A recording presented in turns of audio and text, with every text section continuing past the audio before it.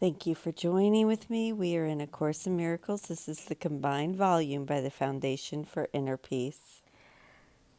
Thank you for joining with me for Section 7, the Ark of Safety, in Chapter 28, the Undoing of Fear. God asks for nothing, and His Son, like Him, need ask for nothing. For there is no lack in Him.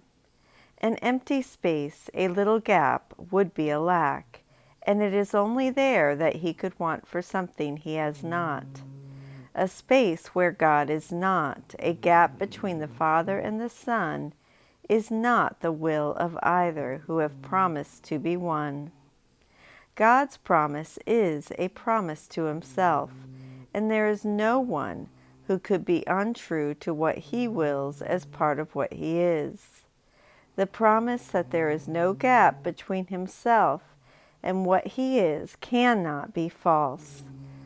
What will can come between what must be one, and in whose wholeness there can be no gap. The beautiful relationship you have with all your brothers is a part of you because it is a part of God Himself. Are you not sick if you deny yourself your wholeness and your health, the source of help, the call to healing and the call to heal? Your Savior waits for healing and the world waits with Him. Nor are you apart from it, for healing will be one or not at all, its oneness being where the healing is. What could correct for separation but its opposite? There is no middle ground in any aspect of salvation. You accept it wholly or accept it not. What is unseparated must be joined, and what is joined cannot be separate. Either there is a gap between you and your brother, or you are as one. There is no in-between, no other choice, and no allegiance to be split between the two. A split allegiance is but faithlessness to both, and merely sets you spinning round to grasp uncertainly at any straw that seems to hold some promise of relief. Yet who can build his home upon straw and count on it as shelter from the wind? The body can be made a home like this because it lacks foundation in the truth. And yet, because it does, it can be seen as not your home, but merely as an aid to help you reach the home where God abides. With this as purpose is the body healed. It is not used to witness to the dream of separation and disease, nor is it idly blamed for what it did not do. It serves to help the healing of God's Son, and for this purpose it cannot be sick.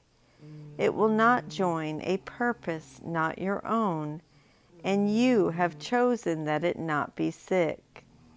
All miracles are based upon this choice, and given you the instant it is made. No forms of sickness are immune, because the choice cannot be made in terms of form. The choice of sickness seems to be of form, yet it is one as is its opposite, and you are sick or well accordingly. But never you alone. This world is but the dream that you can be alone and think without affecting those apart from you. To be alone must mean you are apart, and if you are, you cannot be but sick. This seems to prove that you must be apart. Yet all it means is that you tried to keep a promise to be true to faithlessness. Yet faithlessness is sickness. It is like the house set upon straw. It seems to be quite solid and substantial in itself, yet its stability cannot be judged apart from its foundation. If it rests on straw, there is no need to bar the window and lock the doors and make fast the bolts. The wind will topple it, and rain will come and carry it into oblivion. What is the sense in seeking to be safe in what was made for danger and for fear? Why burden it with further locks and chains and heavy anchors, when its weakness lies not in itself, but in the frailty of the little gap of nothingness whereon it stands? What can be safe that rests upon a shadow? Would you build your home upon what will collapse beneath a feather's weight? Your home is built upon your brother's health, upon his happiness, his sinlessness, and everything his Father promised him. No secret promise you have made instead has shaken the foundation of his home. The winds will blow upon it, and the rain will beat against it, but with no effect. The world will wash away, and yet this house will stand forever, for its strength lies not within itself alone. It is an ark of safety resting on God's promise that his Son is safe forever in himself.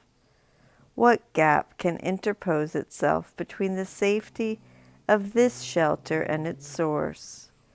From here the body can be seen as what it is, and neither less nor more in worth than the extent to which it can be used to liberate God's Son unto his home.